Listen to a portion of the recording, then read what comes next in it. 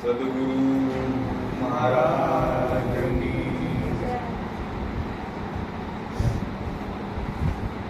ધન્યવાદ તમને કેશુભાઈના આમંત્રણને માન આપી જે બધાયા એમાં આપણા ઉપર પરમાત્માની એક કૃપા કહેવાય. ઈશ્વરની કૃપા હોય તો જ આપણે એકબીજા મળી શકીએ, નહીંતર મળી પણ શકાય નહીં. મળવા જતા હોય ત્યાં રસ્તામાં કંઈક થઈ જાય અને આપણું જે મળવાનું હોય એ બંધ રહી જાય.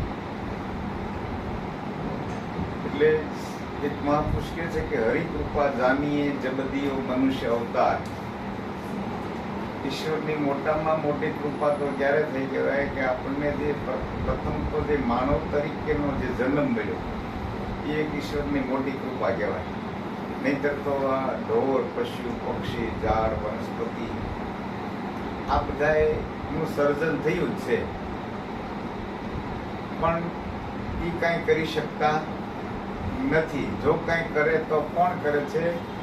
મનુષ્ય જ કરે છે. મનુષ્ય સિવાય બીજો કોઈ કાંઈ કરી શકે નહીં.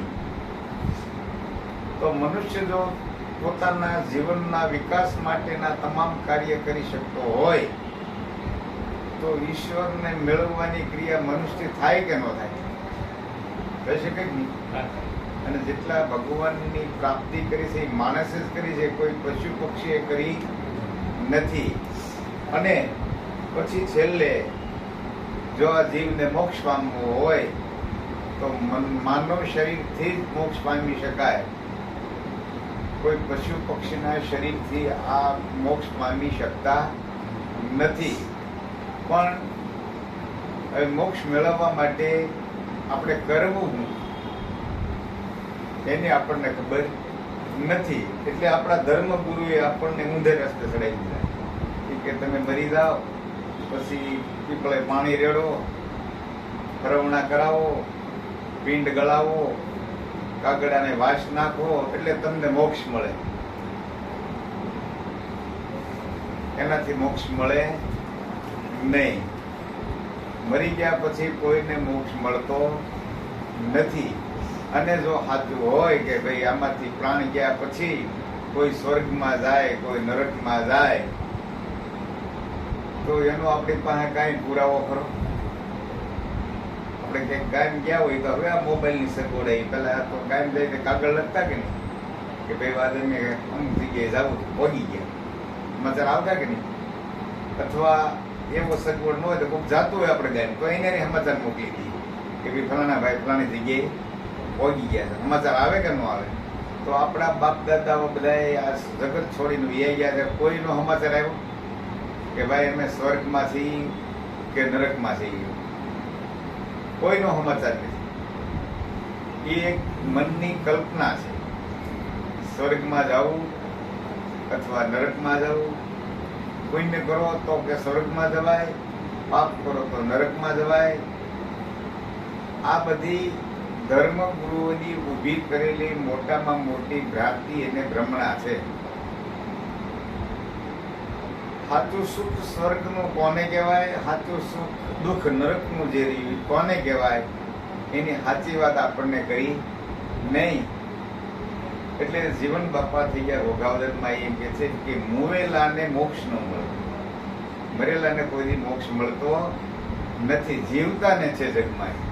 જો મોક્ષ મેળવવો હોય તો જીવતા મેળવી લીધા જેવો છે. આમાંથી પ્રાણ છૂટી ગયા, કોઈ દાટી દે, કોઈ બાળી દે, પછી ઘરે આવીને 10-12 દી મોટો ધંધો જગન કરે અને મારા બાપ દાદાને મોક્ષ આપી દો, એવું ક્યારેય બને નહીં.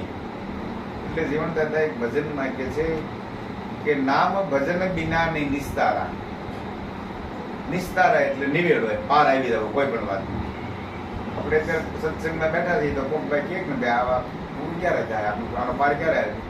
તો આપણે ટાઈમ આપીએ ને ભાઈ 10 વાગે, 11 વાગે, 12 વાગે જે કઈ આપણી પાસે સમય હોય તે પ્રમાણે.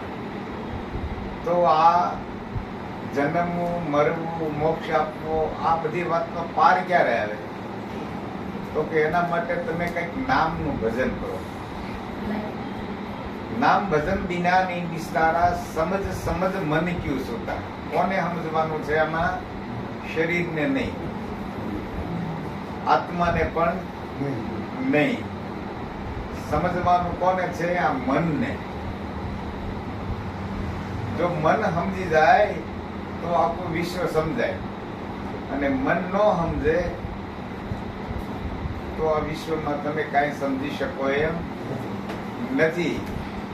સુખ અને દુઃખ પણ મનમાં જ છે. હું કંઈક સારો છું એ પણ મનમાં છે, ને હું ખરાબ છું એ પણ મનમાં જ છે. મારે પુણ્ય કરવું જોઈએ એ પણ મનમાં છે, મારાથી પાપ થઈ ગયું છે એ પણ મનમાં છે. બધું મનને છે. મન સિવાય બીજું કોઈને કાંઈ વાંધો નથી. અને જો વાંધો હોય તો તમે જોજો, જેટલા પાપી માણસો હોય જગતમાં, એ શરીર દુઃખી હોવા જોઈએ કે આપણા કરતા સુખી છે. તો શરીરને આને કઈ લેવા દેવા નથી. શરીરને કાંઈ જરૂર નથી પાપની કે પુણ્યની, એમ આત્માની પણ જરૂર નથી. જરૂર કોને છે? કે મનને. એટલે મહાપુરુષ કે છે કે સત્સંગ વિના મન સમજે નહીં. આ મનને સમજાવવું હોય તો સત્સંગમાં જવું પડે. શાસ્ત્રો, પુરાણો, ગ્રંથો વાંચવાથી મન સમજે નહીં. એ ઉલટાનો અભિમાની બનતો રહે. કારણ કે થોડુંક વાંચી ગયા, થોડુંક શીખી ગયા, બોલતા આવડી ગયું એટલે એને પાવર વધે કે મને જ ખબર પડે છે, આવા બીજા કોઈને કાંઈ ખબર પડતી નથી. એટલે શાસ્ત્રો વાંચવાથી જ્ઞાન ન થાય. જો થતું હોત તો આ જગતમાં પંડિતો જ જ્ઞાની કહેવાતા હોય. પણ પંડિતોના માટે તો કબીર સાહેબ જેવા કે છે કે ભાઈ એને આ કાંઈ ખબર નથી. રોહિદાસ બાપુએ તો ચોખ્ખે ચોખ્ખા શબ્દોમાં કીધું છે કે પંડિતોની અંદર જેટલું અજ્ઞાન છે એટલું આ જગતમાં કોઈની અંદર અજ્ઞાન નથી. એટલે કબીર કે છે